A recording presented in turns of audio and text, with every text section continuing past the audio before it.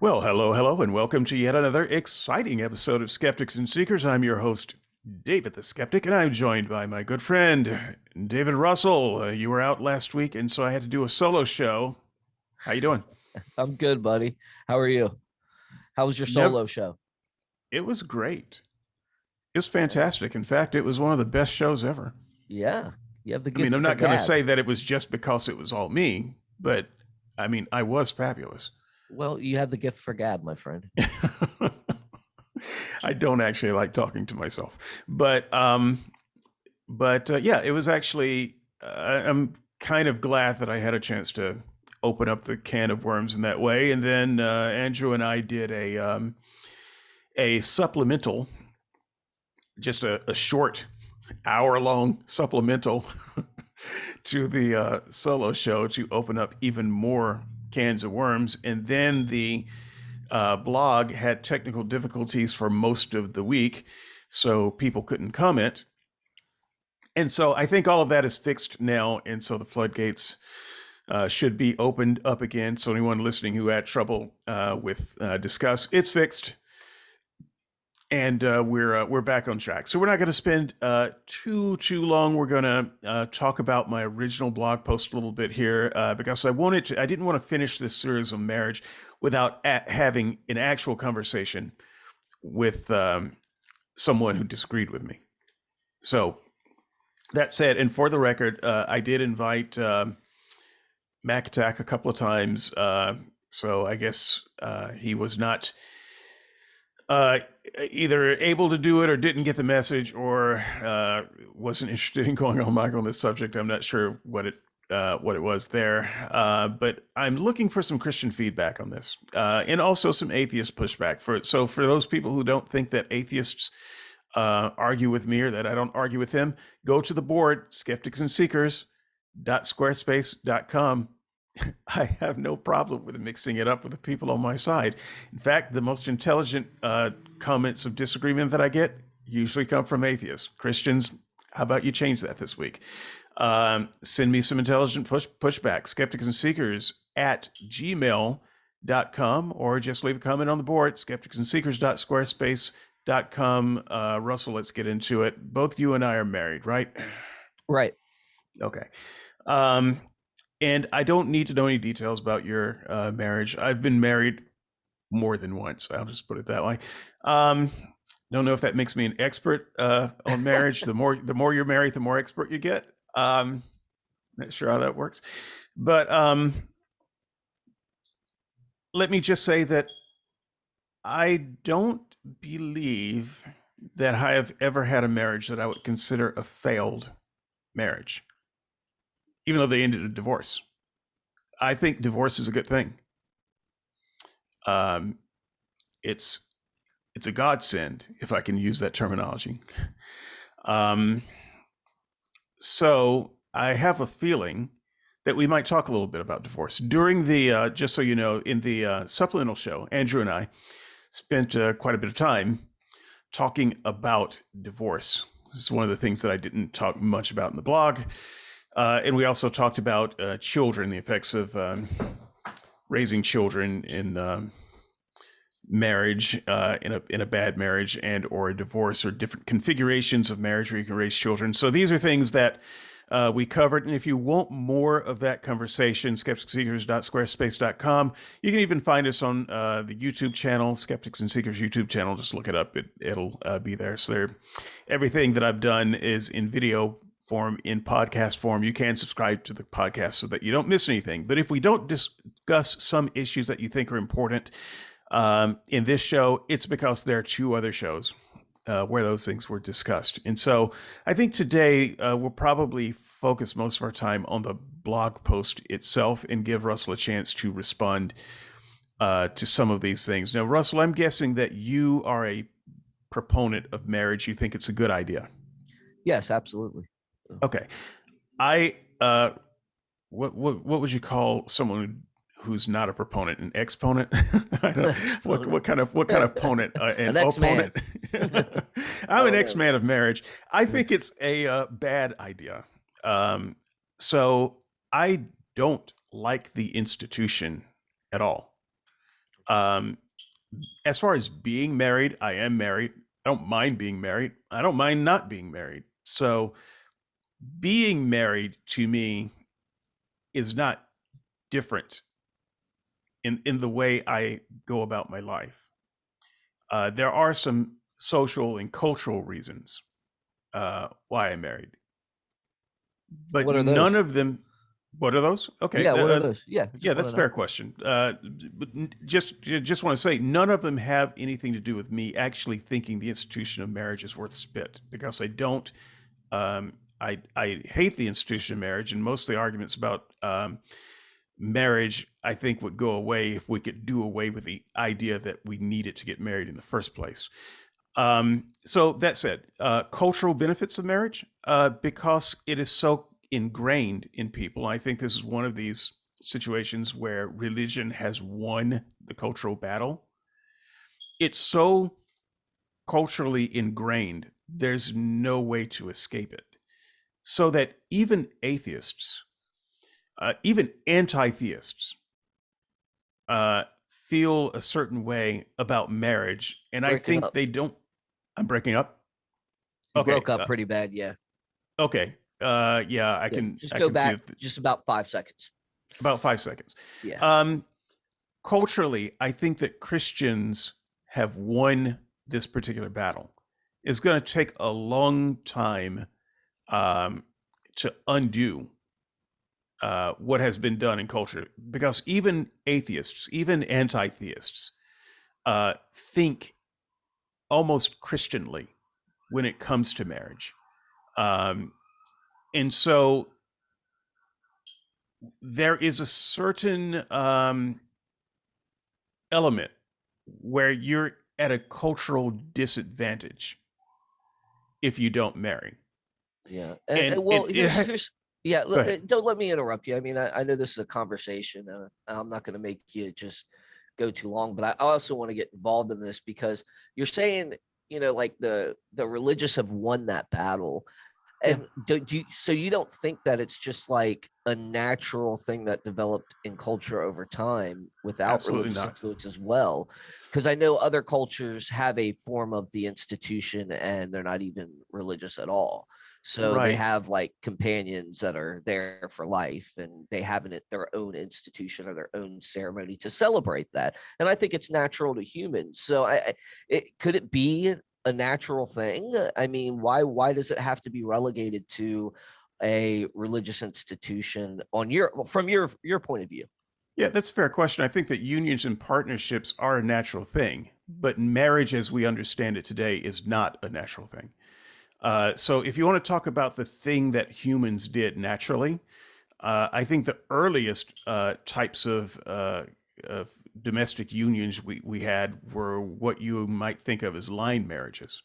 They were communal marriages, if you will, where there were multiple men and women in partnership and bearing and raising children. So, anthropologically speaking, the earliest forms of marriage looked nothing like what we think of as marriage today. And so, when you start getting to the unions that look more like the unions that we have today, you end up with some pretty bad reasons why those things started to exist. Some of them were to end tribal feuds. And so you would have an arranged marriage, and then that would produce an heir, and that heir would be the rightful ruler, and the nations could end in peace. Well, that might be great for tribal feuds, but that's a pretty bad reason for an institution of marriage to last Yeah. this long. That's not Okay, so something so where. let me ask you this here.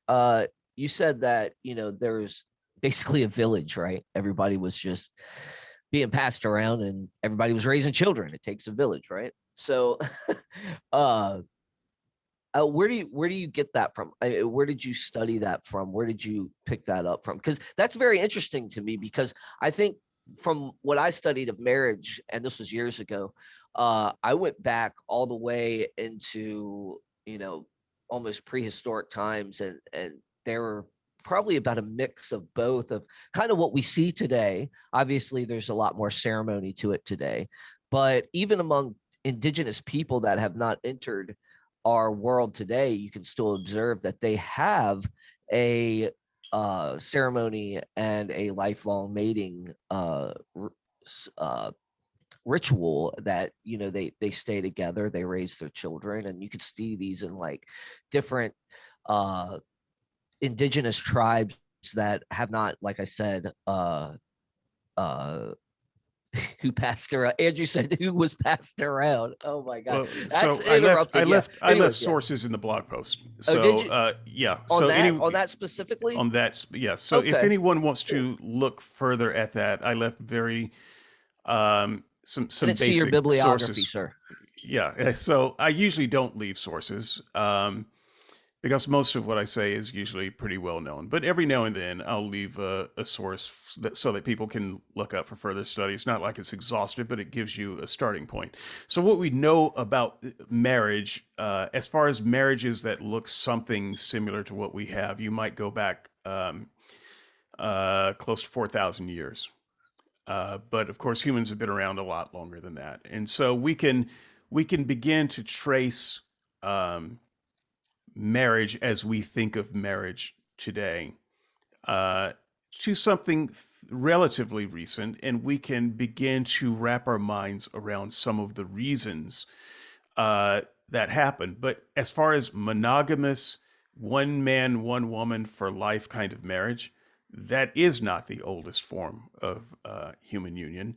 And I would say that it is not natural for humans. It's specific. It's very particularly unnatural, and you have to have a pretty good reason to want to do it. And I think the driving force behind it today is religion.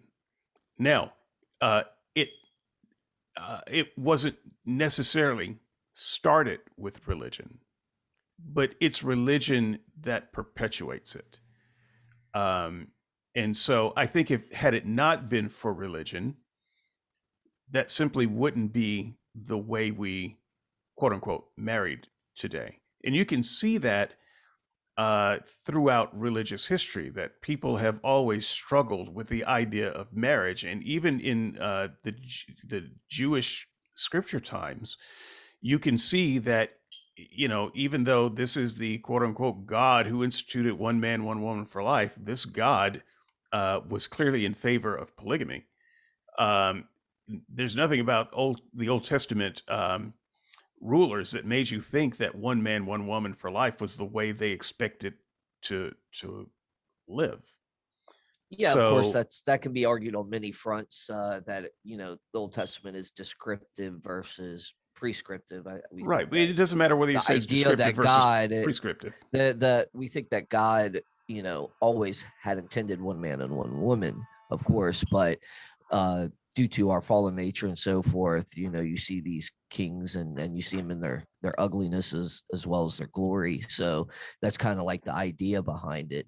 But as far as what else you did say is that you don't see this in nature and so forth. But everything that I've read on this seems that you do see this, and you see it very differently at times. I didn't say you Um, didn't see it in nature, so I want to be yeah, clear well, about that. You yeah, do see it in okay, nature. I said okay. it's not natural to humans. But if you don't, okay, so and that's where I would disagree. I think you do see it at different times within the human race. Stronger when a society is uh, in a state where it values commitment or is in a strict moralism. You do see it differently there. You see it differently when society has laxed that. So yeah, I see it a little bit differently than you. I think I would try to look at it as a whole, worldwide, and throughout time. But as far as religion driving it, yeah, I think religion has driven it at times. But I also think at times religion didn't drive it. But Well, go if ahead. religion didn't need to drive it, it wouldn't be such a big part of religion. Well, I mean, I It think would be like government's religion involved as making well, laws right? about breathing. You don't have to make laws about breathing because it's something we do naturally. if what we did was mate monogamously for life naturally, religion wouldn't have so many mores about it. But the reason there's so much ink spilt on it is because it's not naturally what humans do. And religion is constantly trying to fight against the nature of humans. Because within religion, not just Christianity, within religion, all religion, there is this sense that humanity is failed in some way. It's messed up in some way. And so to fix it, you have to do these things that go against our nature, because our nature is bad. And so this is one of the ways we see this in religion, is it's forcing us into a kind of ideal that seems like it ought to be the best way on paper, but it's clearly not the most natural way for us because we do it terribly. Well, nowadays, I wouldn't say my We grandparents always did have. it terribly. Yes, we do. No, my We've grandparents were we've great. okay, but You there know, are always exceptions, though. It's kind of like saying, well, humans aren't carnivores because look at all the vegetarians. Well, we can choose to not eat meat, but make no mistake about it, an omnivore is also a meat eater, right? So we can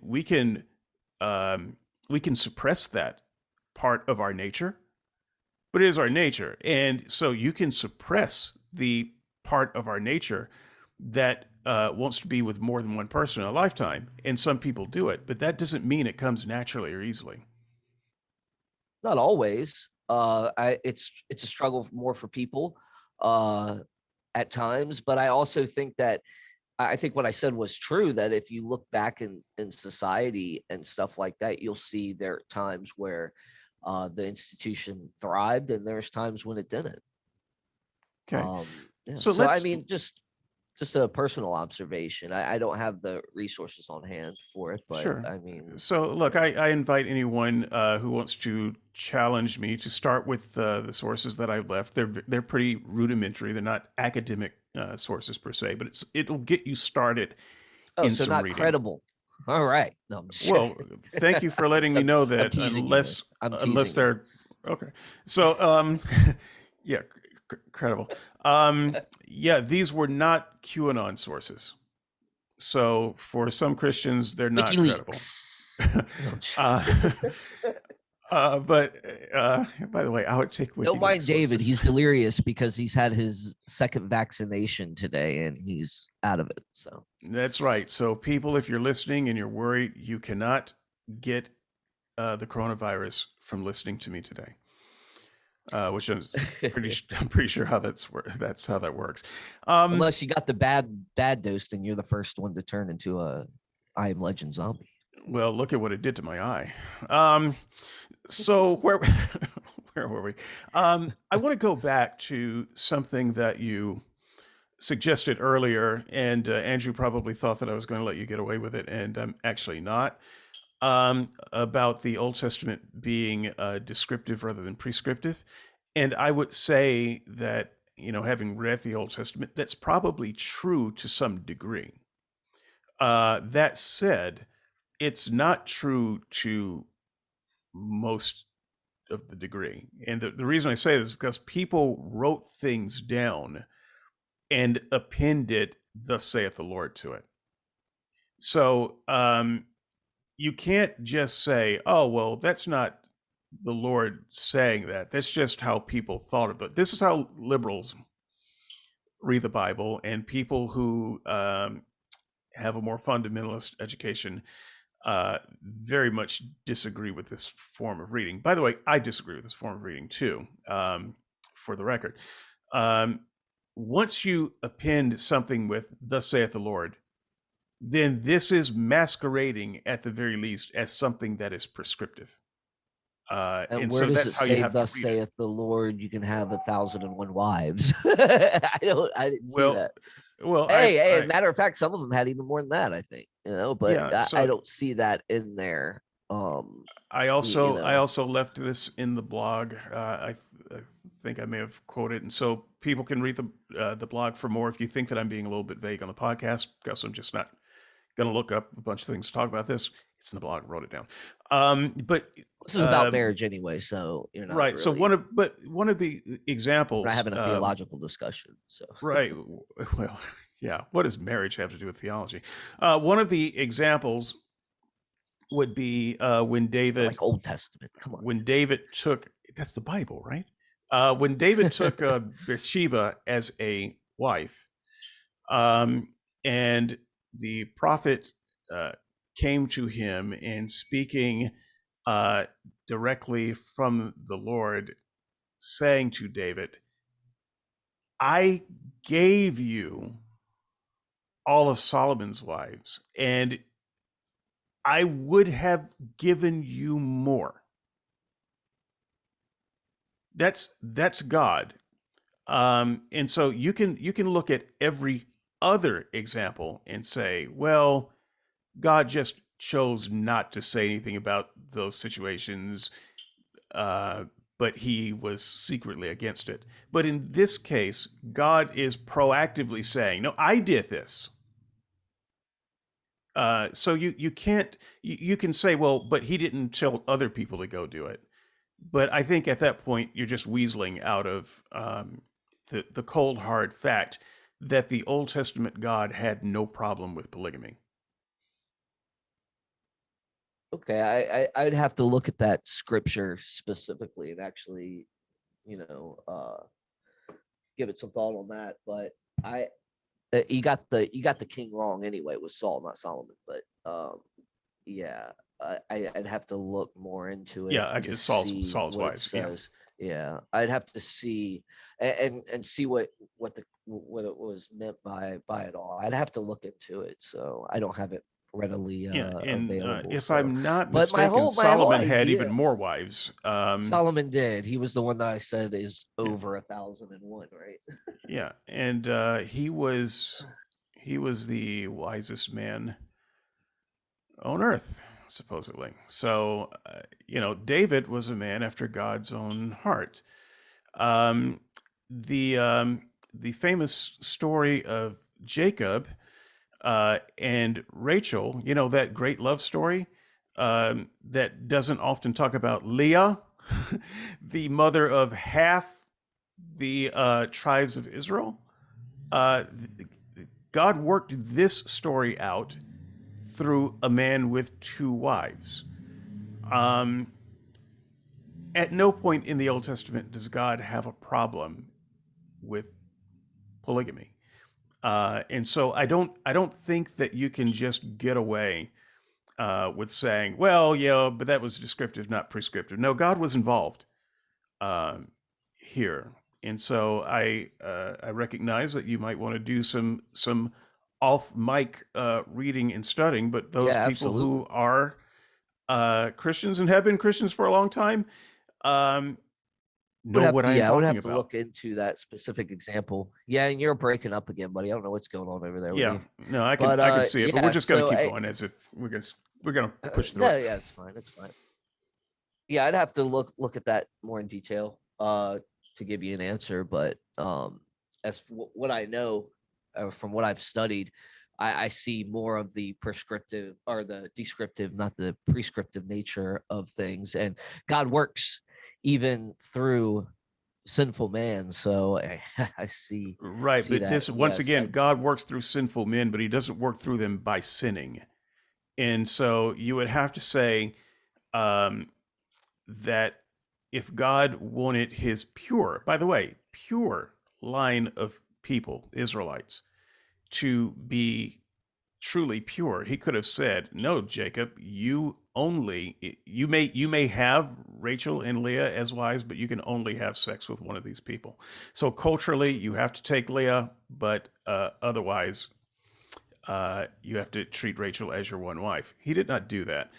um, and this is the pure line that Jesus was supposed to come through. So no, I don't think you can say he just allowed sin. And once again, when talking to David, he didn't say, David, I allowed you to have all of these wives, and I would have allowed you to have more. He said, I gave actively.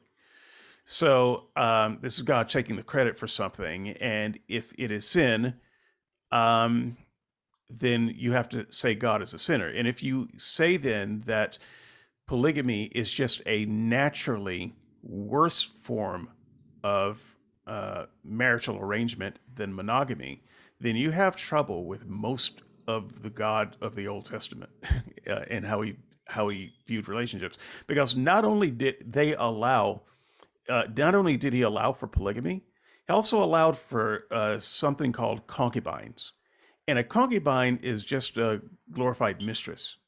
Um, a girlfriend, a little bit on the side, but it wasn't a wife, so it was okay. But it also wasn't adultery. And there were female slaves, not exactly wives either, that could be used as concubines. And so you might recall Abraham. He was a man who had a concubine. And he thought maybe God wanted him to fulfill, um, having a child through his wife's slave. So that would be in Abraham's mind a way of having a child with his wife by having a child with his wife's property. God did not rebuke Abraham for adultery. He did not commit adultery. God rebuked Abraham for just not believing that it would be Sarah. So not only did God not seem to mind the polygamy, he also didn't seem to mind the concubines as well. And so one has a hard time imagining what qualified as adultery in the Old Testament. Sure, sure. I see. Again, I'd have to go back and look over the verses. I'm not in the Old Testament right now, but sure, yeah, I see. I see where you're coming from. It does look like a mess, but I've oftentimes looked back, and like I said, I've always seen uh, that God works through these guys and doesn't always harp on one thing or another, and who knows exactly if God was enraged at whatever he was doing on that aspect, but was still working a whole nother plan. I don't know. So I'm not Well, not you I'm not sure recognize, where you're but trying to go well, with that, you know. So where I'm trying to I go would like is to suggest that polygamy is, in fact, I would I'm sorry, I can't let this go quite that easily because there's more to it that whether you were prepared to discuss or not, it needs to be mentioned for the audience. It was not just allowed by God, it was enshrined in the law. It was commanded. And here's what I mean. If your brother has a wife and your brother dies, you have to take his wife along with your wife. Now you have two wives. Furthermore, you have to have sex with both of these wives because you have to fulfill your duty. You have to bear children through these wives. You can't just have one of them um, be kicked to the curb, as it was, because it wasn't your choice for a wife. This this was Jewish law all the way through Jesus' day. This this this was the arrangement of marriage at that time, and to fail to acknowledge that is to miss something crucial here. When I say that the notion of marriage we have today is different, you need to understand that even religiously, religious people didn't see marriage at that time the way we see marriage today. I seriously doubt even in the New Testament they saw marriage the same way we see it today. But what was more common was this idea of polygamy. It certainly wasn't the idea that more than one wife was bad because it was the law. And so when you're kind of expressing monogamy, lifetime monogamy as the model for marriage, it wasn't. And Christians have to wrestle with that. And so part of the reason I don't like the institution of marriage is because of the way it has kind of been reformulated today. It is not natural. It wasn't in Old Testament time. It wasn't in the Gospels time, and it isn't today. But we just think it's the only way marriage has always been, and it isn't. well, I again I would refer you back to what I was saying before about, there's times where it has been that, and it's times where it hasn't been that. And I don't know what you're missing there, but uh we see even like you said in the Old Testament. Now, the scripture you did cite, I did pull it up. I don't see where it specifically said he gave Saul's wives for David to marry. He definitely gave it to him in to care for his estate. Now, David would have to care for his estate. That was one of their rules, and that was just, I guess, the right thing to do for them back then, is to care for the estate. But um, yeah, I also see that God tolerated polygamy in the Old Testament as He well. commanded So it. Commanded. I don't think so. I don't think he ever commanded it. You He remember allowed Onan? it. I'm sorry. Do you remember Onan? The story of Onan? Onan. And No, I do not. yes, Onan. So you might be Off familiar the with top the of my head. term onanism. Onanism is an old world term for masturbation. Uh, Onan was an Old Testament character who, a part of this Jewish law. His brother had died, was killed or something, and he had to take on his brother's wife, and he went in to consummate that relationship, but he didn't want to have children um, through his brother's wife, and so he pulled out and came on the ground, or something to that effect. And God cursed him for that. I don't remember if God cursed him or just struck him dead, but that's kind of the story, because it was his duty to not just marry her in name only, but she had to be a full wife. That is polygamy. The story that the Pharisees came to Jesus with to try to trip him up, the most famous one. There were seven brothers. Once upon a time, there were seven brothers, and the first brother married a wife, and one brother married a wife and he died, and then she went to the next brother, and he died, and through this kind of ridiculous tale, they all had this same woman as a wife, quite legitimately.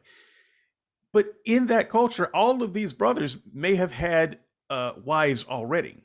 In fact, they would have had wives already, especially the older ones. This is just how marriage was at that time. Um, Jesus' answer, of course, was none of these brothers she wouldn't be any of their wives in heaven, because there won't be any marriage in heaven, because marriage is just for earth, for you animals. We wouldn't sully heaven with a thing like that, God forbid.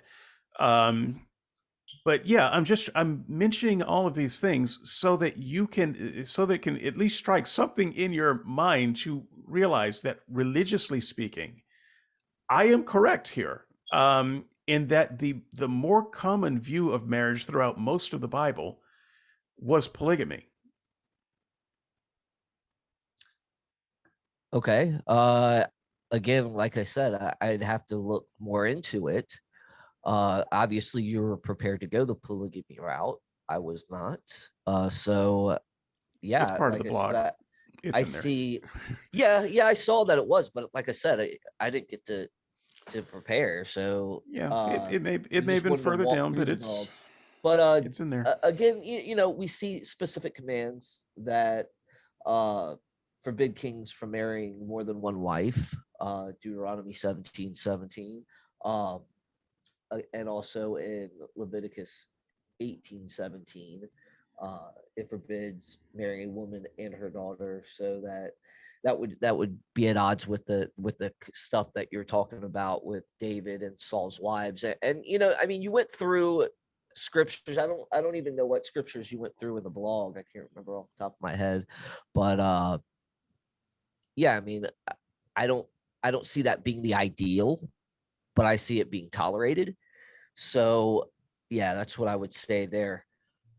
But what Okay, is well, what does this what have would to do your with your idea of marriage? Because I'm not getting into the theological debate with you on uh the whole idea of this aspect. I'm actually wondering more what should marriage look like then? What is this? Should we get rid of the institution altogether? Or what's your point? What are you driving at? You want to Yeah, have a so I conversation? actually, I So actually, I actually go into great detail of that on the blog too. So we'll get to that at the very end because that's where it is in the yeah, blog. because that's what I'm trying Um, to get into. Because that's what I'm more ready to talk about.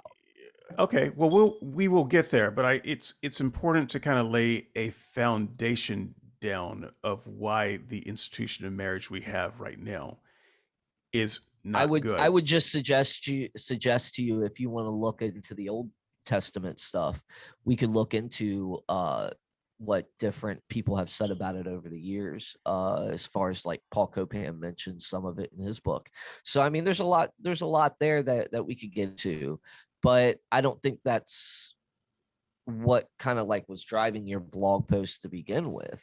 Well, a little bit. So but Yeah, but there's a we spent story. more There's like a a half an story. hour on we Okay, spent but 20 minutes on this. it's because you as a Christian don't seem to know the history of it. I was prepared to gloss over it, Yeah, I but wasn't. I was. I thought what I thought we and were just just assume that going you over had a one base thing. knowledge of this stuff. But Well, I now do I have a can. base knowledge of it. That's what I'm giving you right now is a base knowledge of it, of what I can recall from what I studied before on it. And that's, I often, like I said, see that there's more of a descriptive nature and a toleration. You're Right, saying and he's commanding it. I think you're reading the scripture wrong at that point. okay, From and my so point of this view, is that's why how we I spent feel. 30 minutes on it because I am not reading the scripture wrong, and you're simply trying to brush off the God from of type of marriage that you don't like. But if you're going Well, to that's have a not true. That's what I'm trying to do is get you back on the main point of the blog. You said it was well, you supposed to be a can't really little do that bit, if you're saying false things about the background. This is but that's not the marriage. background of marriage in general. Is not what you were going This is for. the You're background talking of about it Christian marriage. This is where it started from, and so that I polygamy am was perfectly. tolerated throughout, but it was never the ideal, of course, Wait a minute. Why are you saying it was that never the happened. ideal? You Why? keep saying Because it that, never and I keep was. telling you that God And both I keep allowed and commanded disagreeing it. with you. That's why Well, we should on move what on. basis? Oh, wait a minute. Uh, No. I On would what say basis are throughout you the disagreeing? from what I've studied through scripture. I mean, you expect me just to throw out Bible verses left and right? I mean, I'm not going to do that. I told you I I didn't would. prepare exactly for that. Okay, then So, I don't. I'm. Are then you okay? Well, let me see if are I can you figure out what you're prepared? disagreeing on. Are you disagreeing that God commanded polygamy? I disagree that he commanded it. Yes, Okay, so do you disagree and I'd have then to that? look. I have Wait a to minute. look at your Let's reference just. and see if you have Do that. you disagree that it was a part of the law that a man had to take his brother's wife if he died? I would have to look what the Do you disagree stipulations with were that? on that. If I just told you I was giving you an answer, why did you cut me off? Okay, because it sounds You like you're always do this. I don't well understand why you don't because let the person I answer don't understand because what you're they're disagreeing on. thinking through it. Okay, well you And said very thinking through an specifically that you answer. disagreed, and I'm trying to figure out what I you're disagree. disagreeing on. I don't think God commanded polygamy. I don't think he commanded it. So if a From man what has a I've studied, wife and he I takes his didn't brother's read wife and he has two wives, is it. Does that he? polygamy? That would be polyamory, right? But Is that no, polygamy? is that I I'd have to If a look at the references. I'd have to look at what's going on there. No, Again, you I didn't don't. If a prepare for man has a wife and he takes his brother's wife, and now he has two wives, is that polygamy? I would again, I'd have I guess Okay, well if that's God the said that he had law. to, That's God. I'd have to look at your interpretation of that law and look into the No, verses it's not itself. my interpretation of the law. It's just the law. It's the Bible. And I once Okay. again, I get that you are. Obviously it is because you say, context is subjective. So I don't know where you're going with that. So again, Okay, I well, don't have the scriptures in front of me. I can't give you a full view on this. And it seems like you take pride into going into areas that are not totally conducive to what the blog post states and leading the conversation down a rabbit hole that you prepared for, so you That's can trip people literally up. what the blog post states. You didn't go you didn't go detailed into it like you're trying to do now and push I've the narrative way down a rabbit hole that we weren't supposed to be going down. Okay, I've got about 18 inches of small type on under the heading polygamy. And in fact, it may be more than 18 inches. Um, so yeah, that is what the blog states. But let us move forward because that's a lower portion of the blog, and you may have not have gotten that far. Um, let's go for something near the top of the blog. Who owns marriage? Now, the blog post, the title of the blog post, this very top of the blog, what God has joined together. This is a common phrase that you hear in Christian marriages. At the end of the vows, what God has joined together, let no one part asunder. Um, and I spend just a couple of very small paragraphs, much less space than I spent on polygamy. By the way, just arguing against the notion that God should or does have anything to do with marriage, let alone that God is the one joining people together. So perhaps we can start there. Do you think that God joins people together in marriage? I think there's a host of things going on. What do you think? You don't think that he does it at all, I don't do think you? there's a God. So Okay, obviously so I don't. yeah, so I would have to say that I believe there is a sort of joining. I don't know what that would look like. I think there's obviously human will involved. I believe I guess I'm not truly understanding your question here. Does God bless a marriage or whatever? Maybe, yeah, sure. Well, I'm just quoting from pretty much every marriage vow that's happened in America for the last Yeah, several well, hundred when God's years. Couple. joined together, if there's some, So, what people does that believe in mean? providence, What does it mean that providential. God has joined someone together? I think it means that when someone is joined together, when they choose to be together or what have you, that there's some act of providence involved that joins them What together. do you mean by And active providence? Because I don't understand that. okay, so act of providence where God is meticulously provident. I think you do understand it. No, I It's don't. If I understood it, I would say I understood it. I'm a fairly cocky, arrogant well, person. I don't I like can see admitting on that. air I when can see that. when I don't I could understand see that, something. I would rather but not say it you to said you're everybody pretty. listening. But I don't understand what you're talking about. You were a former Christian and I would have never understood said as a the Christian God has some provident activity. That is not a okay. companion of words I So would have you're not used. So I familiar don't with know what you mean. ideas of Calvinism and Arminianism and stuff like that that Well, talk you're not a about meticulous Calvinist. providence. I'm not. I said Arminian too. So you would understand the idea of providence, right? I think I understand the Yeah. idea of providence as I would have understood it as a Christian. Now, I think that providence, as I understood it as a Christian, was bullshit, but I Okay. could What did you probably think about reproduce it? what I thought providence was. So why don't let's hear what you think. Providence is God acting in a way that can't be detected and it looks like it's happening through nature. Oh, okay.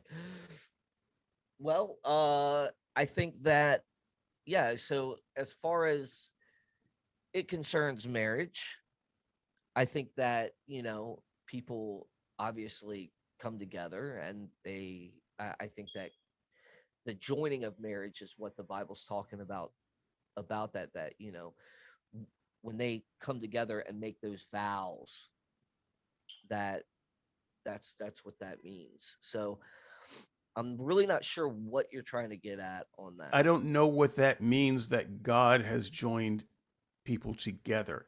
It's Well, bumper well, sticker. it comes from the idea in Genesis that God was officiating the first marriage and the first Does it? ceremony, and yeah, What? How did yeah, he that idea. officiate that ceremony? Well, he gave Eve to Adam, so that's kind of like the whole notion of it. Okay, And I he did. I don't. I'm sorry. I know the Genesis story very well, and I actually don't get a picture of marriage in there at all. I've never seen a picture of marriage in that. So I'm going to ask you again. isn't that When isn't that the first place where it says that these two will become one flesh? The place where Jesus quotes, Yeah, but it says that uh, about anyone who has sex. If you look at Romans, um, uh, I want to say it's Romans where it talks about having sex with prostitutes. Don't you know that you have the Spirit of God, and you wouldn't want to join the Spirit of God with prostitutes? It's this is kind of an ancient notion that doesn't mean a lot in modern times. And so when modern people say what God has joined together, I am trying to wrap my head around what they mean. Is it just a meaningless bumper sticker slogan that Christians say that makes them feel warm in the belly but doesn't mean anything? Or do you actually envision God having some part in marriage? You talked about provident activity. What's the activity? I wouldn't know 100%.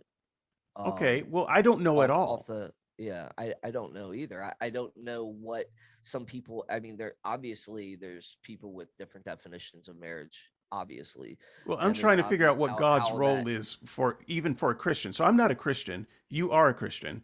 Maybe you can tell me what you think God's role in marriage is. Well, I Because think I actually think that God's role in marriage gets to the point of this show. I think that that's part of what's infected society and our notions of marriage today, and that we need to get out. And so maybe you can tell me what you, as a well why Christian, think well God's here's the role thing. in marriage is. I mean, why do you think it's a problem in society, this Christian notion? Why not just let the Christians do what they want to do, Well, and Christians you don't want do to it, do what they want to do. They you want to practice marriage, you practice marriage the way you want to do. Well, that's not how the law works. I'm sorry. It's Christians not. don't Christian no, Christians aren't married Okay, so how does under the law work? How does how the does law the law work? work? Yeah. Yeah, you have to have a marriage license. Well, of Uh course, yeah, that's a government thing, not a right. religious thing. Well, right. And so ultimately, once again, I also said this in the blog under Who Owns Marriage. I ultimately think the government owns marriage in any practical sense because the government is the one that makes you married. Well, not only So that, you said you think they should, right? well, yeah, I think that they also should if marriage is going to be something that we do because marriage is a legal contract. So That's why a not government just thing. government stay out of it and just let people do what they want to do? Well, Would that be fine but too? uh, yeah, that would probably And be self better, but governance? that's not Yeah. what it is. And Okay. so Well, that's not only is well, that not what it is, that's not what Christians want. And so you can say that, and maybe well, you want it. Christians I don't want know, but to Christians define don't want that. marriage as they think it's reflected in the Bible, right? Well, no. So, Well, wait a minute. Hang on. They want to define marriage for everyone as they think it's reflected in the Bible, not just for them. so So they want to define it Christians are for not you asking too. for a carve out so that they can define marriage for themselves. They are demanding that marriage be defined for everyone the way they understand it. And so, once again, I think it's best if we get religion out of marriage. And so, part of that is the idea that God is involved with the marriage process in some way.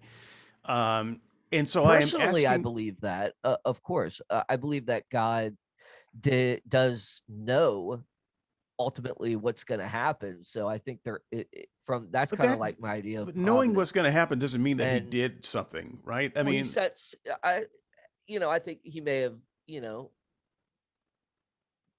And this is personally. This may not be biblically. This is just how I feel. I think God does work in the aspect of helping you find a mate Okay, and so like you think that that's people are personal. joined together as soulmates? Not necessarily, because I think we can get it wrong too. I think there's a lot of varying complexity to it, but that it's just, Okay, why and would we say what a God has joined personal together thing. if we don't think that God, if we don't think this match is what God has joined together? Well, I think for the most part that we do. I think there's, of course, I personally, I think that God does ordain, doesn't ordain. What's the right term? Well, he foreknows who you're going to be with, so therefore, those circumstances are known, based off of our freedom. But uh, yeah, I think that he can be involved in the process of helping you find a mate, whether it's spiritually or prayerfully. You're praying for it, he answers your prayer, he leads you to the right direction. Sometimes some people go off and do what they want to do versus uh you know things they should do, but that's neither here nor there to the point of marriage in itself. But yeah, I mean, as far as I can tell, as for me, I believe God, put my wife in front of me, put her in my path. But that's just my personal opinion. So I don't have Okay, anything that could be relative to back that, or relevant to back that up, as far as you know, definite or scripturally. I mean, that's just what I feel. So, I see. So, and I'm not. I'm also the type of Christian that does say that this shouldn't be a government run thing. It's a personal thing, and government should stay the heck out of it. But uh, I do want to address Andrew's comment on women as gifts. No, God gave the institution. It's not just women as gifts. He gave Eve to Adam. Yes, he gave her away, like a dad would give away his daughter. It's why it's does a dad give away a daughter? it's just a tradition. I think now, Yeah, it's but just why? a What? thing saying Think that. back to when the tradition started. Yeah, well, We give away. if you look at it, you take care of your kids, you grow, you raise them, Dads and don't give away sons, at some point, but often stand as their best men sometimes, right? But they don't give away sons. Who gives this man away is not But a part of the yeah, tradition. but as I'm explaining, you raise your daughters, you raise your sons, you raise your children, and at some point you're like, hey, take care of this for me now when you give your daughter away. That's kind of the way I see it Right. That's a personally. sexist view if you Of don't see course that it for your is. sons. No, I don't. I don't Right. think of it as sexist at all. Well, But of course you wouldn't think of it you that. That's know, why you have me as the demon on your shoulder. right, If you think of that for your right. daughters and you don't think of that as your sons, it's a part of the ingrained sexist tradition of religion. You Not give your daughter necessarily. away, let me help you out, because women are property. They're either the property of the father or they're the property of the husband. And it is a way of passing on the property rights from the father to the husband. Yeah, I Um, understand that some cultures think of it like that, but as far as me, it's more of saying, hey, I've raised her. It's okay, well, that's a biblical culture. passing of your child to trusting somebody else to take care of her, Right. I because understand you say you that's know some cultures, but that's biblical culture. that women were property. Yes. Again, we can go back and we can argue the Right, entire because you don't want to talk about the God Old moral Testament, but I'm mess. just saying this is Exactly, all throughout the because Old Testament. I'm not gonna sit here and talk about Paul Copan's God a Moral Monster book and go through all that with you right now.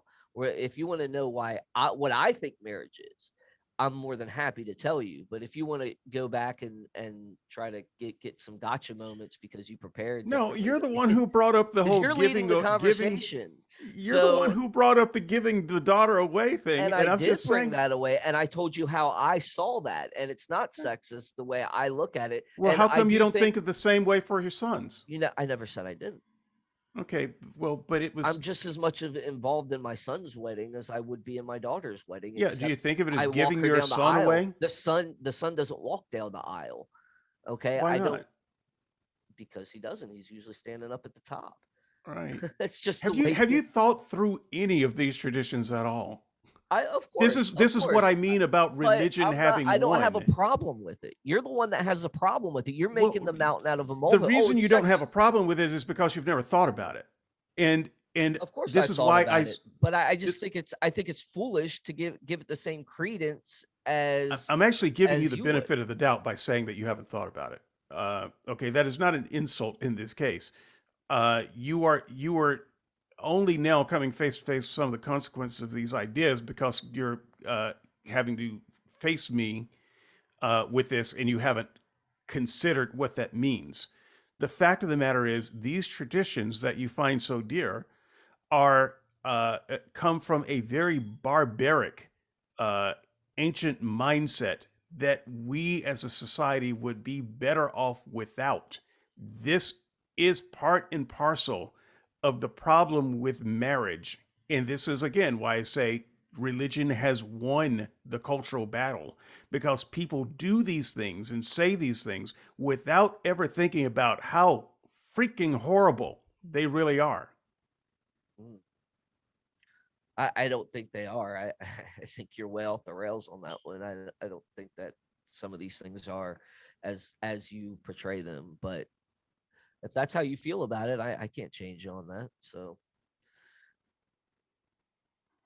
So, God's process in marriage. Let me touch that just a half a second more, just half a tick more.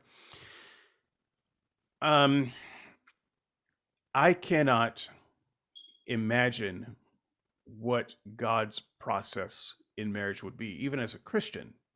It didn't make any sense to me that God was joining people together in some mystical way. Here's why. You talked about how you believe that you and your wife were somehow God blessed, foreseen for had some type of what was your word, provident activity um, in the joining. A lot of people feel the same way, and then their husband, their good Christian, church going, tithing husband, turns out to be um, an alcoholic who beats their wife. Uh, did did God still join them together?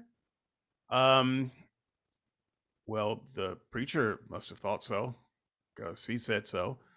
Both parties at the time probably thought so because they're in that tradition.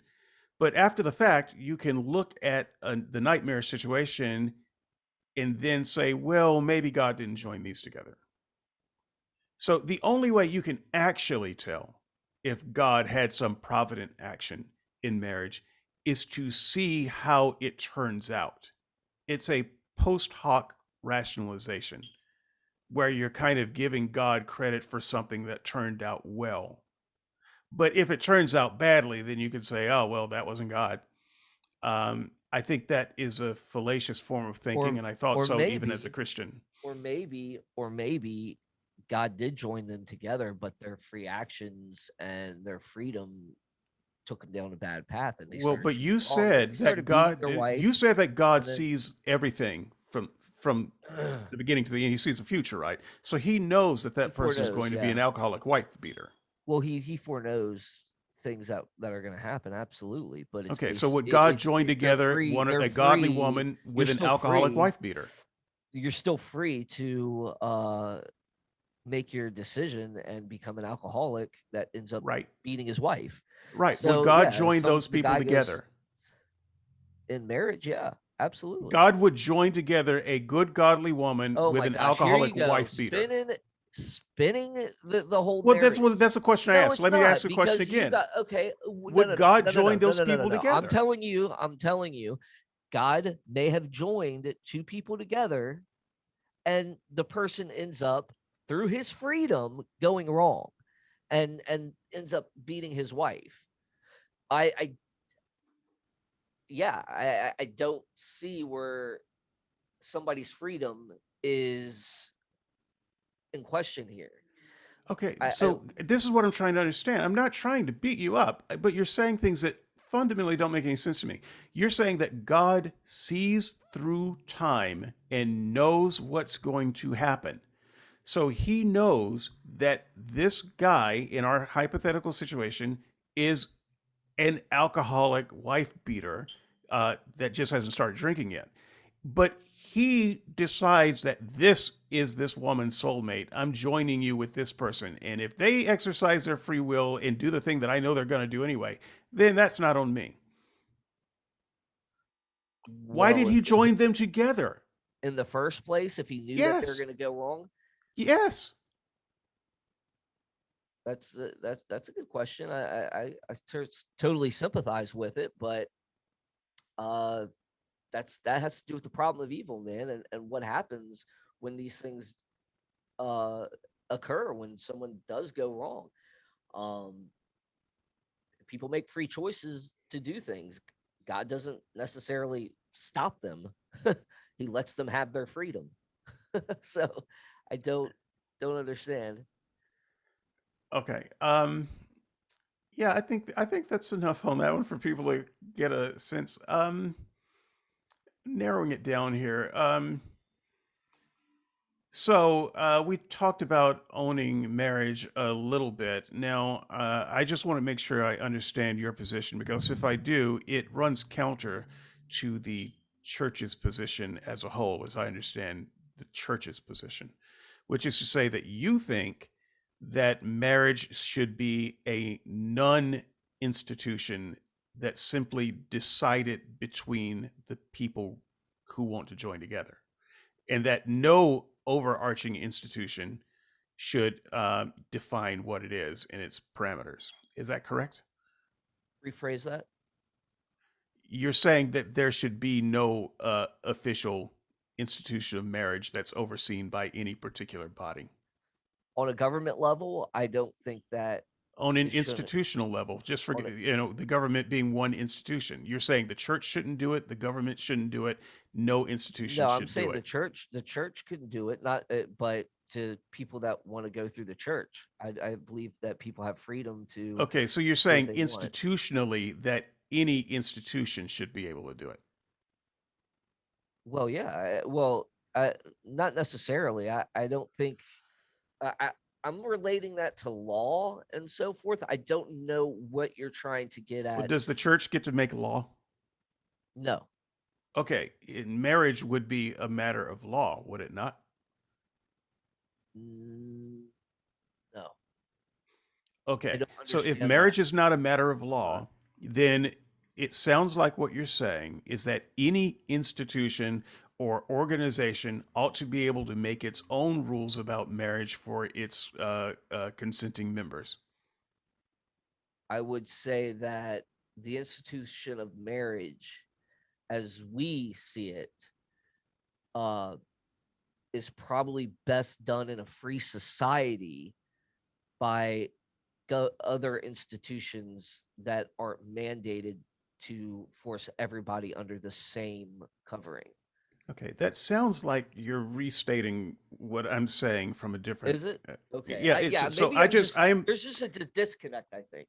right, but I am honestly try. I know it sounds like I'm just trying to beat you about the head and shoulders just to be mean, and I am honestly trying to nail down what you are saying so that I can understand it.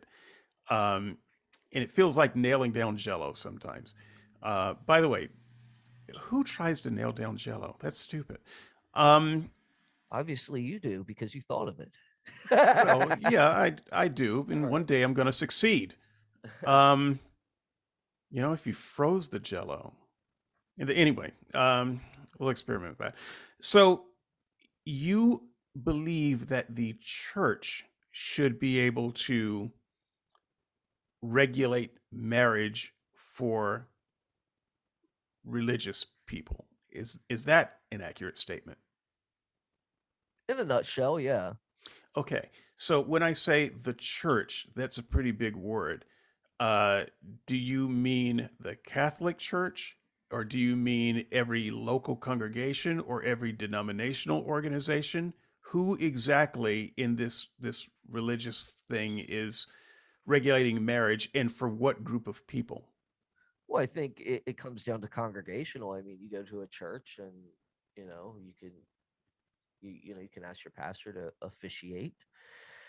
Uh, yeah. Okay, so So if one church said, let's say we've got two do it in the congregations across the beliefs street of from your each other, custom. Yeah. So you right? So do it in the let's beliefs. say one church says marriage in this church uh, is allowed at age 16, and the church across the street says marriage allowed in this church is allowed at age 19.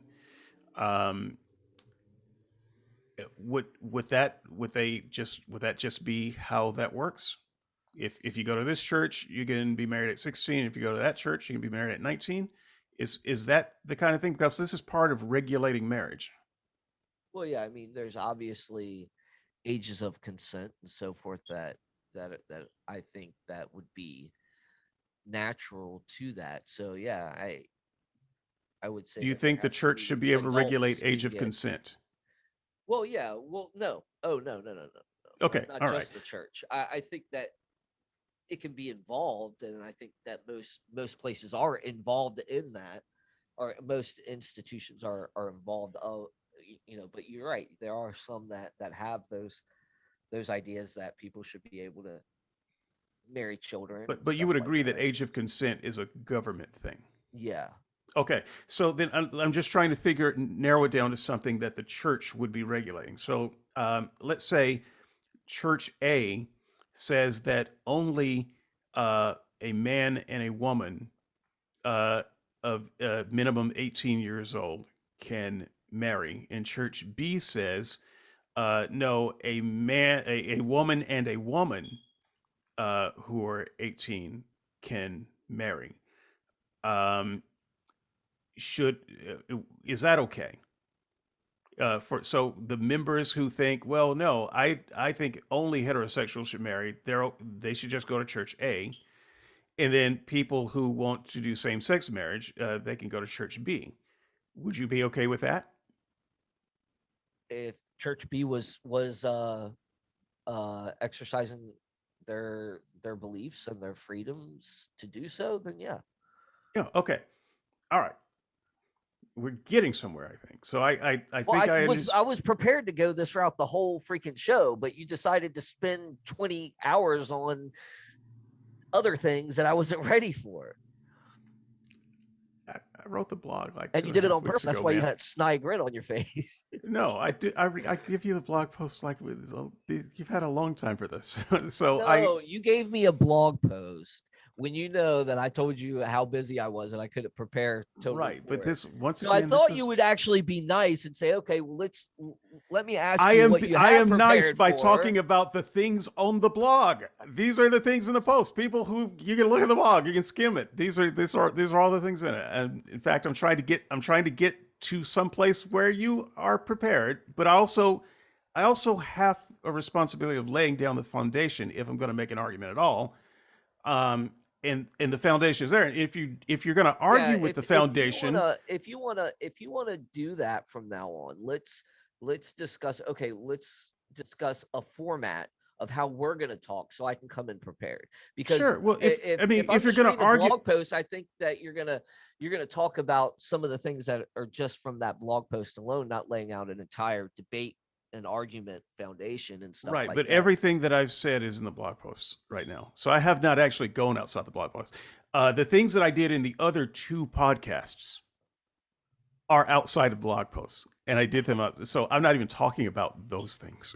So, Yeah, and I haven't read. um, And to be fair, I haven't read right. your So blog you're posts fully. kind So of arguing out of school there. Trust me enough that I am acting in good faith. Um, not with that smirk. well, the smirk is not going away. Okay. Um, so as we have put down some foundation and we're getting into, well, what we each think marriage should look like. I'm still kind of working on this view that you have, which I find interesting, which is that each collective can decide marriage for themselves. Let me just ask, should does it have to be a collective? Why can't each individual decide marriage for themselves? Well, they can, I think. So I was speaking collectively because you were asking me specific about Church A and Church B, but yeah, even in our society, we even have the justice of the peace. You just go up there. Individuals can go there if they're not part of a Okay, collective. so So that's I'm let me fine with put that. in a different scenario once again from the blog. Um, if you have two women and a man who want to marry, um, they're not a part of any church. They're not a part of any collective. They live in the woods, whatever. Um, they want to marry. They want an official marriage for whatever reason. Should they be allowed to marry? And by the way, why wouldn't they be allowed? Who would be allowing them under your rules? Because the government's not in charge of it, and no particular church is in charge of it. So would that be okay?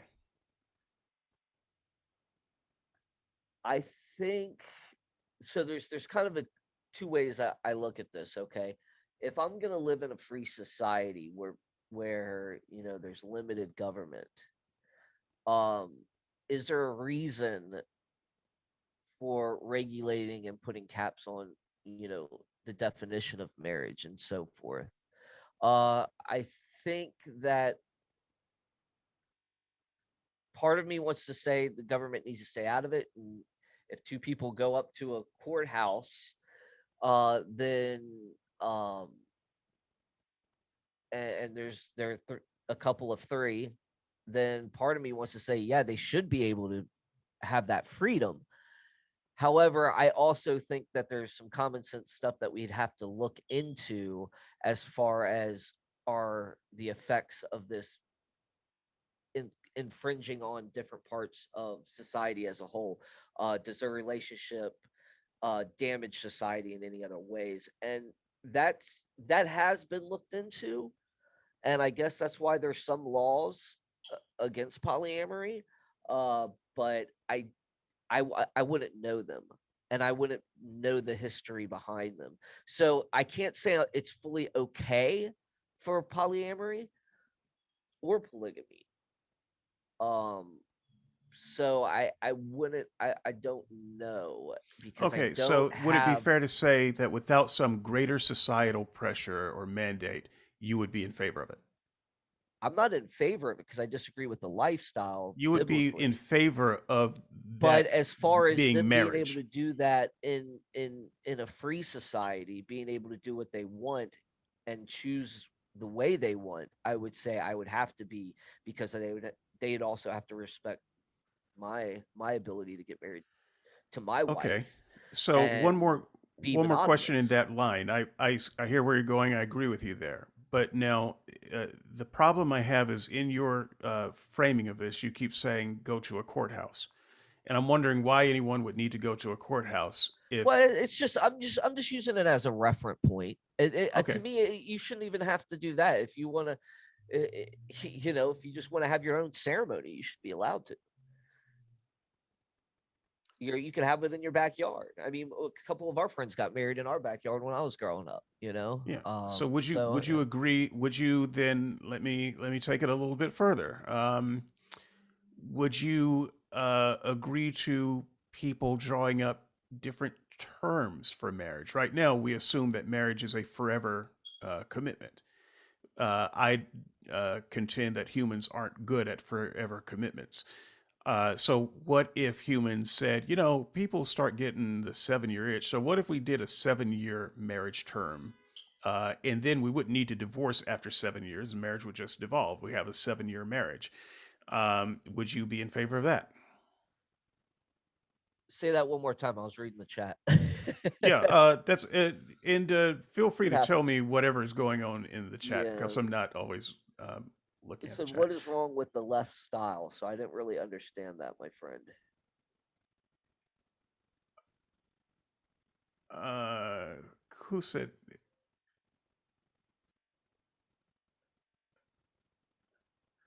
Oh, What is wrong with I think he meant the lifestyle. Yeah, the life story. The lifestyle of probably I'm just like polyamory. I'm messing with you, Andrew. Yeah, I love probably you, man. polyamory. Um, Polyamory is probably so what he's talking about. But yeah, before we get there, okay, I just want to say, if because I want to deal with the idea of terms. Marriage is kind of defined um, as a lifetime commitment. And I don't think okay. that marriage has to be defined as a lifetime commitment. I think that's one of the biggest problems with it. So, what if a couple decided we're just going to do a 7 year marriage and we'll think about renewing it after 7 years? I would have to be okay with it if I'm living in a free society where people get to make the choice to Okay.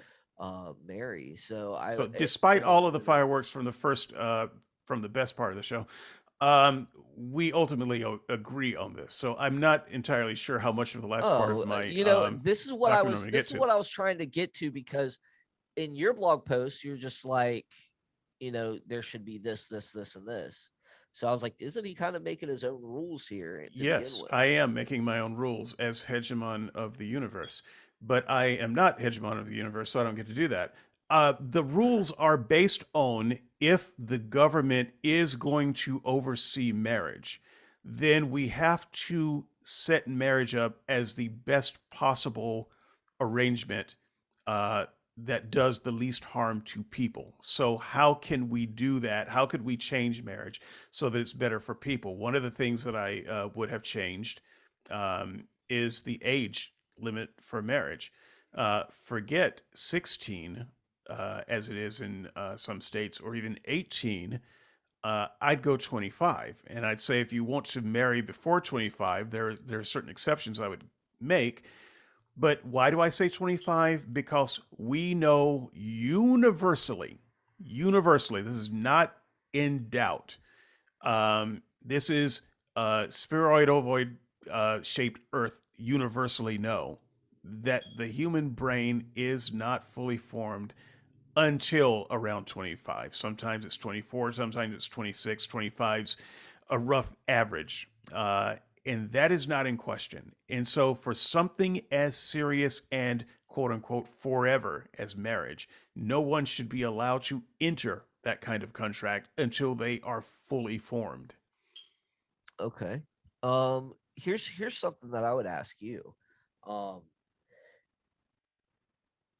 did do you think that they should be able to go to war until 25 as well? Are they allowed to be drafted before then? I agree completely that they should not be able to go to war uh, before 25. Now, I do think that they should be able to join the military. Andrew and I had some offline That's conversation interesting. about this. I think that you should be able to join the military and train. Uh, Look, think about being a doctor or a lawyer. You've got to go to school for a long time before you're allowed to pick up a scalpel.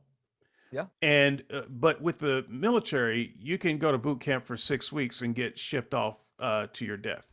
Um, you shouldn't even be able to look at a gun until your third or fourth year.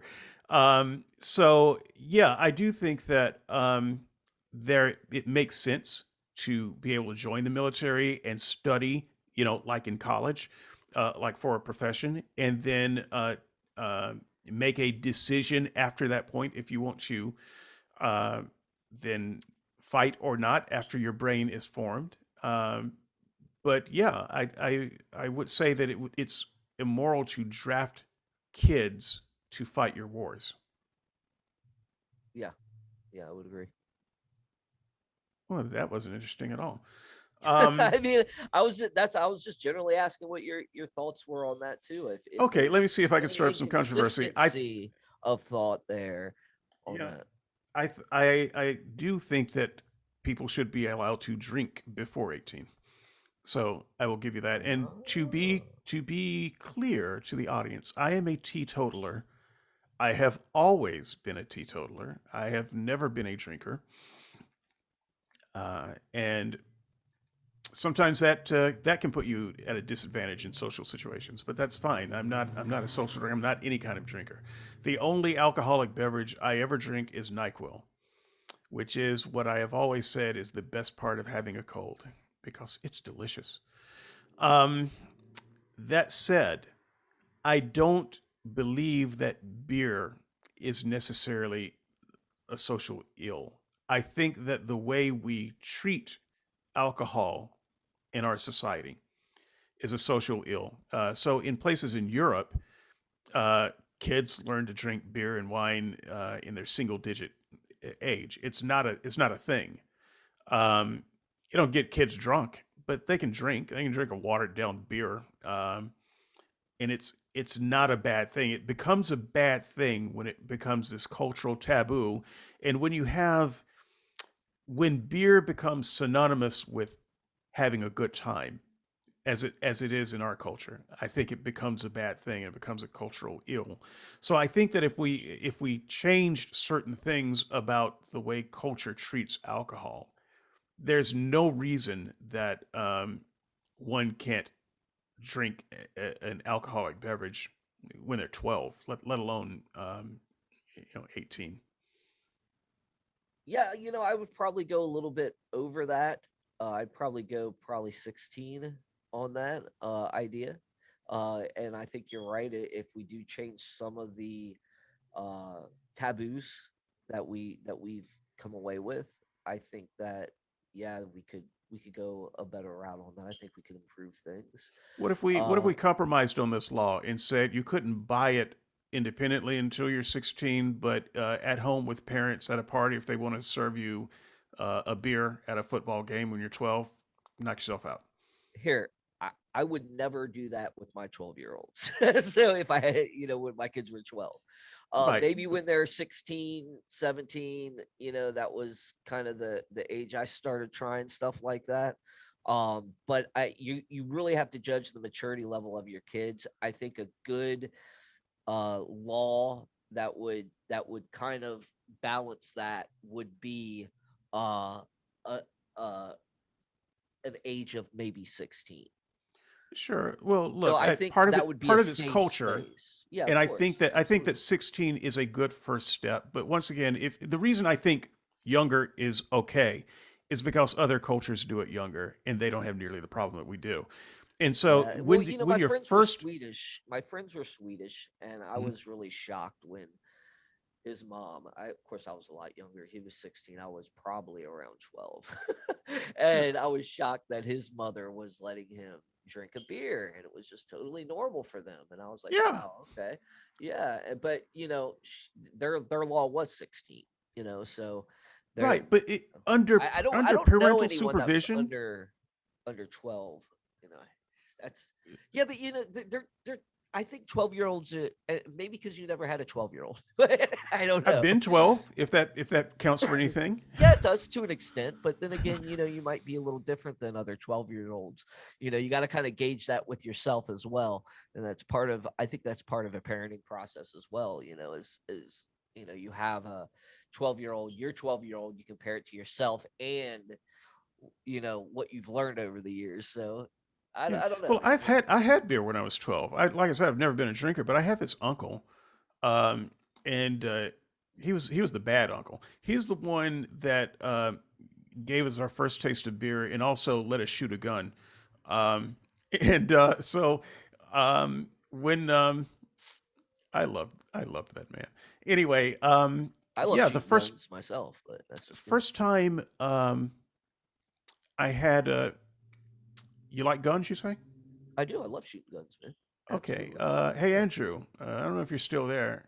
I don't want to speak out of school, but rumor has it that there might be a podcast coming down the road on one of these networks on guns, and uh, I will be glad to lobby for you to be on that show if you like, because this might be one that you would do well on. Just saying. Anyway, um, I think part of the problem with beer is that for so many kids in America, their first experience with beer is behind the gym or off in the woods with their friends or off in secret to sneak it, and it's this thing that has this mystique around it. Whereas if your first experience was a beer, was you're at the dinner table and you've eaten and now you're going to eat your dessert, and your parents pour you a shot of beer and say, "Hey, try this." I think it would be an entirely different experience altogether. And so once again, partly it's culture. Yeah. It's this idea that, oh, we're drinking now, um, and they don't think of it that way at all in other Yeah. places. Yeah. You Yeah. No, know, I totally, you there know, is a big there's part of that. water and there's Kool-Aid and there's beer. And the water's pretty bad here, and so you're gonna need to boil it or ferment or something anyway. And so weak beer, I suspect in some cultures came about because it was a safer thing to drink. Oh, either that or the monks needed their nutrition, right? From fasting. So so okay.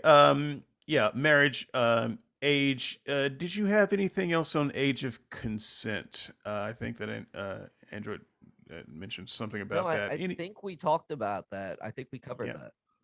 Yeah, so I'm just kind of going down here. Same-sex marriage, we've really covered that. I was hoping to have some stronger dispute about that, and that's one of the bigger parts of my blog post. But it mostly doesn't matter. And then my conclusion. Let me just see if there's something else in here that's I think we went uh, over our hour 20 anyway. So, it's possible. Uh, I honestly had more fun in the first 30 minutes. well, that's Um, because you're leading me down 20,000 rabbit holes that I wasn't ready to go into. But it's all good.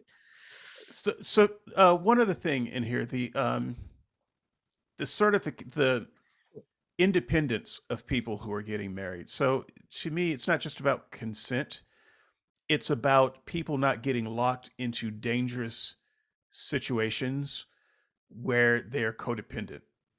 And I think that one of the problems with marriage, one of the things that I will just mention, I spoke in the blog post about how marriage divorce is actually much higher among Christians than non-Christians. So that would have been some fun debating. If anyone wants to debate me on that, read the sources first and then comment. Don't just don't start running your mouth until you actually know what you're talking about on that one. But what I'm interested in is the codependent nature of marriage. So there are a few things that make marriage kind of rough, especially for Christians. One, they feel like they have to do it. Else they think this is something that's a God thing. God is joining you together. This is the institute that God wants you to be in. The church, the Catholic Church, even considers it one of the seven sacraments. I think there's seven. So it's really really important to do. Also, it's something that is only done. I think for sexual legitimacy, but there's a pressure in the church that women remain virgins, that boys remain virgins, that you don't have sex before marriage, and so this puts a lot of biological pressure on getting married way too young. And when you are married that young, there are certain codependencies that are natural that is hard to avoid. Codependency number one: you don't have any money. Now, if you come from a rich family, maybe you have the money of that, but you don't have any money. And so, even if one of you has a job, you probably both don't. Another thing that you don't have is an education. At 18, no one except super geniuses have a anything like a complete education, and so there is a very good chance that at least one person in that marriage is not going to complete their education. That's going to create another codependency um, that is bad. So money, education, and I can't remember what the other thought I had. We might just say worldliness, which is the idea that you haven't seen the world and you haven't had any experience and you don't know what to compare anything to. And so you're getting married with a limited set of options. Um, that at 18 that you simply wouldn't have at 25. Your options would be much greater as you would know more about the world and your likes and dislikes. So I think that there are certain codependencies built into marriage, and I would create a marriage system that eliminated as many of those codependencies as possible. Part of it is just moving the age of 25 so that people can live a little bit more life and know a little bit more about what they want. Secondly, you need in education, whatever the end of your education is going to be. I'd say if you want to marry before 25, you got to at least have associate's degree. You've got to have some uh, ability to be able to get out and get on your own with some kind of education. I would say that you need your own income. You need an income. If you don't have any money, you want to marry someone who has money, you are putting yourself in a desperate situation because you can't exactly walk out of that marriage.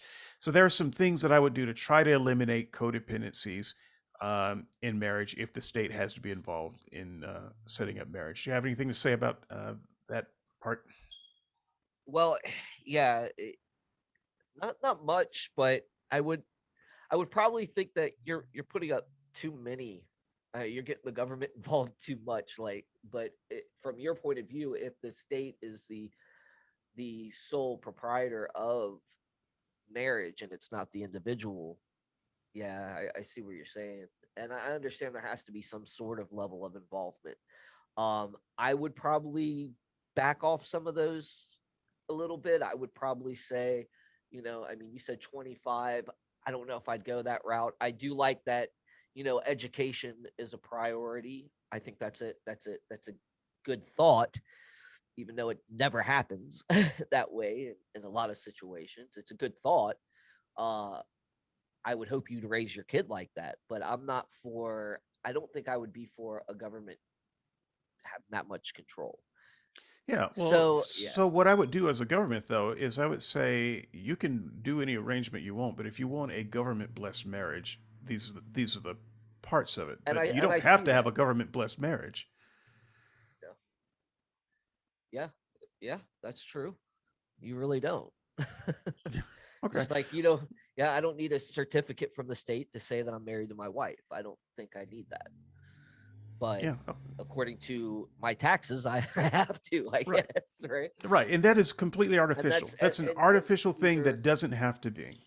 yeah, And yeah. I think that's part of the pressure that makes people marry when they would probably rather not, because there are social benefits to being married right now that are completely artificial, that push people into a situation that's probably not very good. Look, unfortunately, we've agreed most of the last half of this podcast, and so it's completely ruined. Um, it was better when we were arguing. Let me see if I can end on a really bad note, though. Um, and this is not in the blog post, but I did want to get your opinion on it because it's part of the supplemental. I am in favor of divorce, and I think that divorce is a good thing. It's a good thing every time. Even if one person doesn't want to get divorced, divorce is a good thing every time because your relationship is over. If you got one person in your relationship that's miserable, your relationship is bad, and you need an escape clause. If you find that you are in a marriage and your spouse is a psycho, you need to be able to get out. Divorce is the out. Um, and I think it's a shame that churches consider it as an evil, and some people consider marriage as a failure if it doesn't last forever. I don't think marriage is a failure because it doesn't last forever. I think you can have 10 great years and realize, okay, that's good. We're drifting further apart. We need to get divorced, and that was a successful marriage. It's far more successful than a marriage that's 30 years and you're miserable for 20 of them. So anyway, just some thoughts about that. I just wanted to get some of your feedback on the I do idea of think divorce. divorce is a bad thing. I think it can be uh, a necessary thing, especially in cases of abandonment, adultery, or abuse. Uh, so I think the idea, if you're going to commit to that idea of marriage with your own volition, um, I think it is good to have a forever thing, and I think it can be demonstrated that it's a good thing to have a forever thing. But it's also there's also necessary things that can cause a separation and a divorce. And do I think uh, divorce should be encouraged? I don't necessarily think so. Uh, I, I do like the idea of commitment. I think it can teach us a lot. Lifelong commitments can teach us a lot. Uh, so there's a lot of stuff there that we'd have to you know pick apart on that end. Can I But meet you halfway? I think we generally disagree on that. Well, let There me you let me see though. Let me try to meet you halfway. I think that if you can have a relationship with someone that lasts for your entire life, and that you're both happy in that relationship, that's great. I think that's almost ideal. I love that idea. It's not the thing that happens with most humans, but it is. That would be. I would definitely call that a successful relationship. But I would say that it's not a successful relationship if there was. It only lasted that long because there was no escape clause. And so there needs to be an easy, accessible door. You know, we have back doors and fire doors in houses and apartments because fires happen. It doesn't mean that you want to use it, but you've got a bad apartment if it doesn't have one. And so divorce is that thing too. So if people understand, okay, I mean, this marriage, we're gonna try to make it work for the long haul, but just so you know, there's an out if it needs to be. If people can do that without taking that out and be happy through it, I'm fine with that. But it's when people are pressured into staying in a bad marriage because through the frowning of society or the warnings of the church that divorce is a bad thing, that you don't really have an out, then that's when a forever marriage is bad. You need to always have a clearly marked, this is the escape route if things go tits up. Well, I think that's what Jesus was talking about when he said, due to the hardness of our hearts and things go obviously bad, that's why divorce was permitted. I think that goes as a good example of that, of what you just said. I think, you know, obviously divorce is a necessary evil to me that has to be there in case uh you know somebody is abusive and stuff like that. So Yeah, in I just don't essence, consider it an evil. So for instance, if yeah, two I know, and people, that's where I would, because as you're right. saying, something went bad, or the people got unhappy. Well, why is that? Why do we drift apart? What's the cause of that? Is it something that we could save because we have children and we're a family now? We're that unit, and is that something to be treasured? Is that something to be valued? And I think it is. And I think you know, now, if you're doing anything out of just pressure from the society, I think that's there's a lot that can be said on that area and on that front. you know um I think we both agreed, even with the alcohol thing, that there is a uh a taboo, so to speak, from the culture, and those things can be bad. Sometimes they can be helpful. They can keep you safe from something else, maybe, but Yeah, just like fear can keep you from dying at times, and you run away or you fight. It just depends. yeah. Um, Well, I mean, I but don't. The reason I don't think it's a bad thing is not just because it's an escape, a safety hatch, but also just because humans are humans, which is why I proposed the 7 year contract. Which you marry someone for 7 years, been a good 7 years. Okay, I think I'll see someone else now. Great, and you can do that. I just the idea that if it doesn't last forever, that it's a failure. I think is a that needs to be retuned because there are lots of very happy 10 year, 15 year marriages that become unhappy at 20 years. Yeah, and And so, that's all I would do, is just I would reach out on that note and be like, why is it unhappy now? What is making it happen? And I would try to figure it out. And that's just because the way I value commitment. I think, I've committed to this. I've invested time I'm never gonna get back.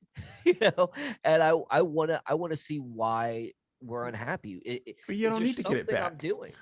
Is You there don't need to something get it I'm back. doing? It was a good time. It was a Yeah. great time in your life, and you don't repaint it just because the marriage is over now as if, well, I guess that wasn't a great time. That was a great time. And It's just and our look, framing that's. if it was so great that I ended up committing myself to it and investing myself into it the way I did, I want that back, because you know what? That was the best time of my life, and to experience it all over again,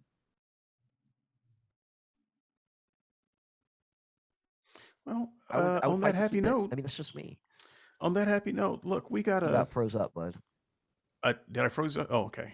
Yeah, some You did issues here freeze and up. there. All right. So look, on that happy note, I think that's good. We've got another show coming up later today. Um, except it won't be a Skeptics and Seekers show. Tell us about the show that's coming up. You know what? I totally forgot the time. It's 4 o'clock or 2 o'clock. 2 o'clock. 2 o'clock. Okay, so divine hiddenness. We will be going over that on proselytize or apostatize. Yes, and who's your guest that you've got there? Because I've Who do I got have? I've got Andrew in my corner. Well, I have David Paulman. So it's us two in a discussion on hiddenness. So bring your blog post that you did. It's the part two. Yeah, Bring your blog you told me post. to bring somebody. And yeah, and bring Andrew, and you guys will both be making a case. You guys both can make the Okay. case. It's going to be a free discussion. Okay. It's more going to be more informal, I think, than formal. Sure. But I don't like the word free. I want to start charging. Okay, It's charge. going to be $1.99 a piece, pay per view. Uh, we'll experiment this time. Um, I'm really thinking about some different things to do with the show. I really want a live show. Uh, there's a good chance. Look, both Russell and I want to do live stuff. Uh, Season 4 of Skeptics and Seekers is probably going to have a live component. And I really want to do a call in that I hope Russell can help me with. And so expect to see some experimentation with that. So I'm going to go ahead and end this show. Go back to work. I'm going to try to put this up on the board a little bit later today, and then everyone tune in for apostatize apostle Proselytize or apostatize. apostatize or apostatize. But I keep feeling like I say it wrong even when I say it right. Pora, and we will provide links to that show for you. If you enjoyed the Hiddenness conversation a week or so ago, this will be round 2 of Hiddenness, where Russell tries to do a better job than he did the last time. And I think it will be a lot of fun. Next week, finally, we do a show on when is it okay to kill. I don't know what I'm going to call the show, but I feel like if I called it a license to kill, there would be no copyright infringement issues with that, would there? I don't think so. Okay, good.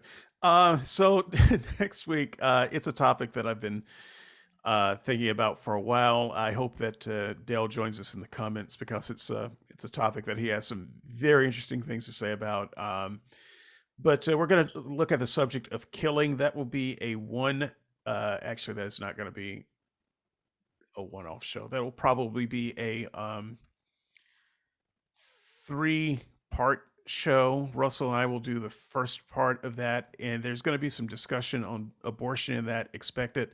I know that Teddy has been wanting in on any discussion about abortion, and so we're probably going to have her. There will be, at the very least, a skeptic panel show, and I hope that Russell puts on a Christian panel show if we don't just get together and just do one multi-show. But there's a lot in the subject of killing that you'll find as we unwind this that maybe you haven't thought about before. And so it's time that we put some deep thought into killing. That gets started next week. So until then, we'll see you next time.